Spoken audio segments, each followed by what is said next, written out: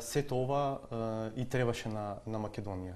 Еве го 25 години од 24 колку се од прогласувањето независност на државата, ние сме држава што најдоцна тргна во овој процес. Некој воопшто не ни тргна од екскомунистичките држави. Во дел од оние што ова се случуваше, помина и таму со падни стани, со голем број пресуди во Страсбур. Така. Она што беше првичната идеја е дека земјите од Централна Европа треба да ни бидат примерот, затоа што таму беше најдобро спроведена. Тоа се Чешка, Словачка и Полска.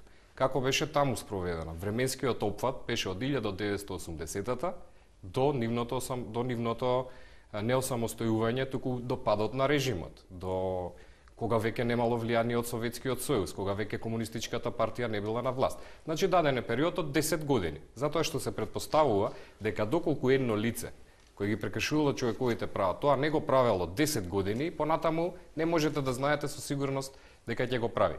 Единствен исклучок на ова правило, каде што процесот на лустрација застанува во 90-тите, почетокот на 90-тите, 90-та, 91-та во зависност од државата, е Литванија. Во Литванија завршува во 1993-та и таму имаме предмет пред Европскиот суд за човекови права, каде што судот вели оправдано е во случајот на Литванија, затоа што историската